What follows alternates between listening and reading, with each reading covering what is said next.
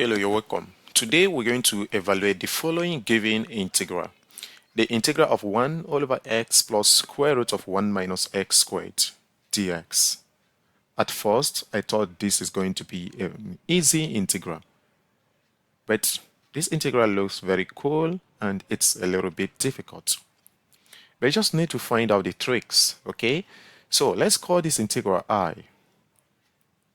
Let's call this integral I, and we have our I is equal to the integral of 1 divided by x plus the square root of 1 minus x squared, and then we have our dx.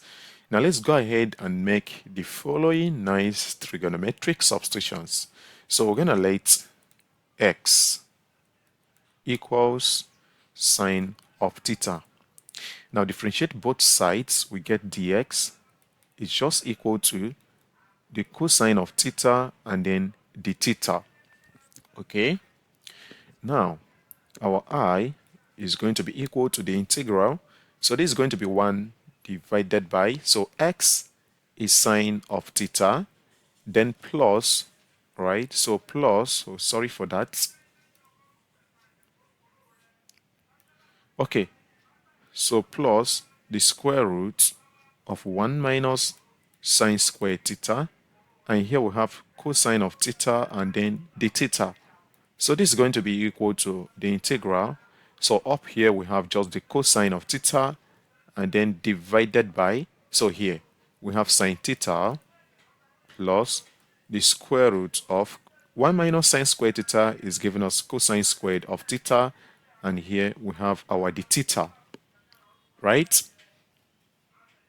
Okay, now here I is going to be equal to the integral of cosine of theta, then divided by, here we have just sine theta plus the square root of cosine squared theta is given us just cosine of theta, and then we have our d theta.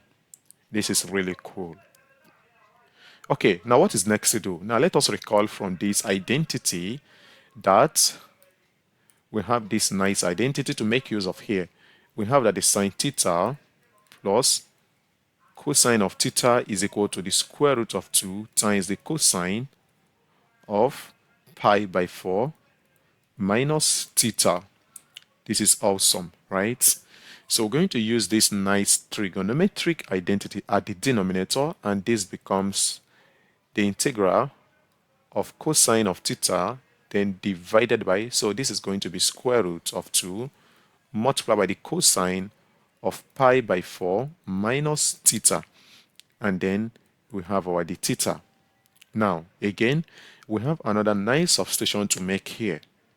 So here we're going to let pi by 4 minus theta equals t. We find out that theta is also equal to pi by 4 minus t. Differentiate both sides, we get d theta is equal to negative dt. You get the idea? Okay, so here now our I is going to be equal to the integral. So up here we're going to have cosine of pi by 4 minus t. Don't forget we have 1 over root 2 being taken out. So here we divide this by, so that is going to be just the cosine of t. Does that make sense? Yeah. Then multiply by negative dt. Okay. Now here we're going to use the following ideas.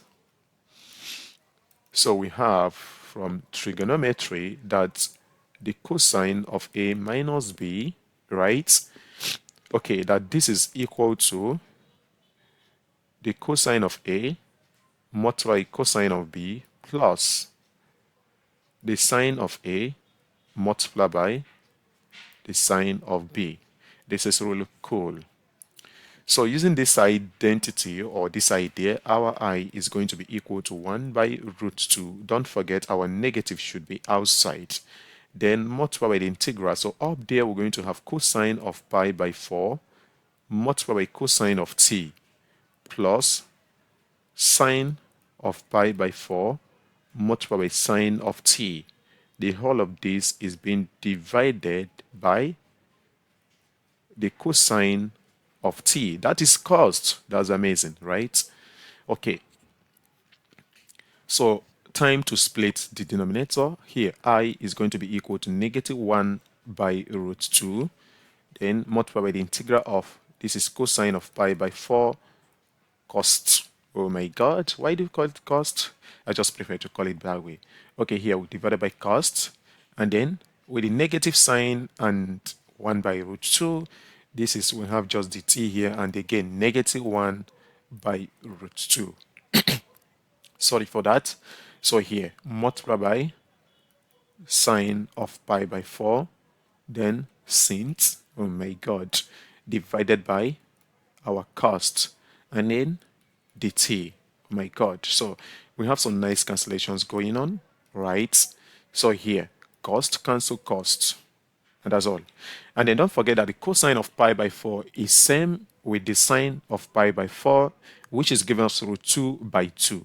So here we have I is equal to, this will be -1 by root 2 multiplied by root 2 by 2. Multiply the integral of, what do we have? We just have 1 with respect to t. That's amazing. And then minus 1 by root 2 multiplied by root 2 by 2. Then times the integral of sin divided by our cost. And then we have our dt. But this is really cool from here, right? We need to recall the following. That from our property or our standard integral formulas, that when we have the integral of the derivative of the denominator, just like this, that this is equal to the ln of the denominator, just like that. Easy, no stress. So here our I is going to be, so up there we just have root 2 cancel root 2. Don't forget root 2 cancel root 2. So we just have -1 by 2. Then the integral of 1 with respect to t is just t. And then minus, right? That's cool. Okay, so what do we have next? Is that minus? Remember, the derivative of the cosine of t is giving us negative sine of t, right? So with that sign, that is going to change this to plus, and then we're going to have 1 by 2, the ln of costs. That's amazing. Then plus c. So what is our t? Our t is equal to pi by 4 minus theta. So this is going to be equal to, so let's put it down somewhere here. So remember that pi by 4 minus theta is equal to t. Did I get it right? Yeah.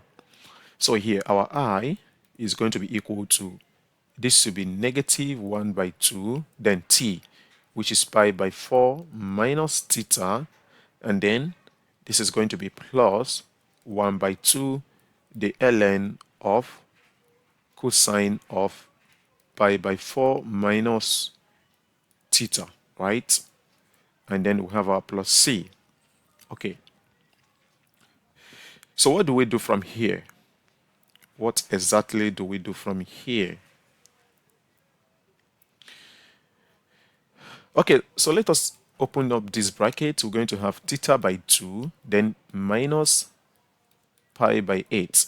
Did I get it right? Yep. Okay, and then here we're going to have this as plus 1 by 2, right? So plus 1 by 2. So this is going to be ln of, now cosine of pi by 4 minus theta, remember it is same as the square root of, oh, is that square root? No. So it is the same as sine theta plus cosine theta, but we're going to have to, we're going to divide this by 2. So let's do the following. Let's do the following. So here we're going to do the following. This is going to be same as root 2, right? Multiply with the cosine of pi by 4 minus theta, but we need to divide by root 2, right? Okay, plus c. And then we cannot make that, we cannot make use of that identity. This is going to be theta by 2 minus pi by 8, and then plus, this is going to be 1 by 2 the ln of root 2 cosine of pi by 4 minus theta, and then minus 1 by 2 the ln of root 2, and then plus c. This is making sense, and we're going crazy. So here I is going to be equal to theta by 2, right, minus pi by 8. Okay, so here we're going to have, oh my god, what is going on? So this is going to be plus 1 by 2, then the ln of, we know root 2 cosine pi by 4 minus theta is the sum of sine theta and cosine of theta, so don't forget that, and then minus, so this is going to be 1 over 2 the ln of root of 2, and then plus c. I think we're almost done. Okay, by the way, what is our theta? Remember that x is equal to sine theta, which implies that theta is simply the inverse sine of x. Okay, to solve for cosine theta, because we have cosine theta right over here, so we need the value. So we square both sides of this equation. When we square both sides, we get x squared is equal to sine squared theta is same as 1 minus cosine squared of theta. Now, cosine squared of theta is equal to 1 minus x squared, right? From here, this implies that cosine of theta is equal to the square root of 1 minus x squared. Now we can make our necessary substitutions to get our final answer. So theta by 2 is going to be the inverse sine of x divided by 2.